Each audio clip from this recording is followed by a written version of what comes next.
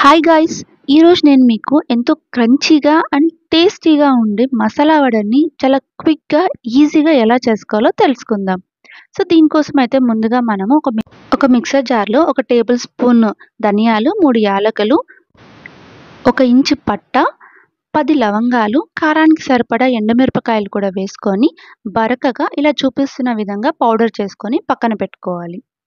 ఇప్పుడు 4, 5 గంటల పాటు నానబెట్టుకొని వాటర్ మొత్తం డ్రైన్ చేసిన పచ్చిశనగ పప్పును మిక్సర్‌లో వేసుకొని ఇది కూడా బరకగా పేస్ట్ చేసుకోవాలి. నేనిక్కడ మొత్తము పప్పుని వేస్ట్ చేయలేదు. కొంచెం పప్పుని పక్కన తీసి పెట్టాను.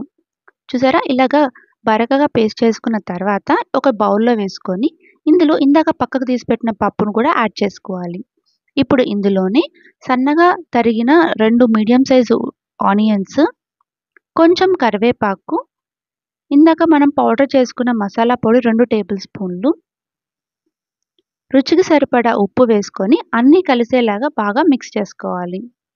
దీంట్లో వాటర్ అనేది అస్సలు యాడ్ చేయకూడదు.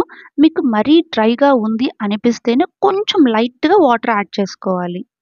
సో, ఇలా వాటర్ యాడ్ చేసుకున్న తర్వాత చూసారా చూపించిన విధంగా ఇలాగ చిన్న చిన్న వడల్లాగా చేసుకొని బాగా డీప్ ఫ్రై చేసిన ఆయిల్‌లో మనం వేసుకోవాలి. అది కూడా లో టు మీడియం ఫ్లేమ్ పెట్టుకొని చిన్న చిన్న వడలులాగా చేసుకొని ఆయిల్‌లో వేసుకోవాలి.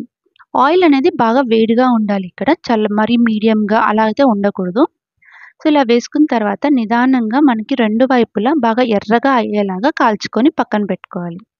అంతే, టీ టైమ్ స్నాక్‌గా వేడి వేడిగా క్రంచీగా ఉండే మసాలా వడలు రెడీ అయిపోయినాయి. మీరు కూడా ఈ రెసిపీని తప్పకుండా ట్రై చేయండి. Thank you for watching.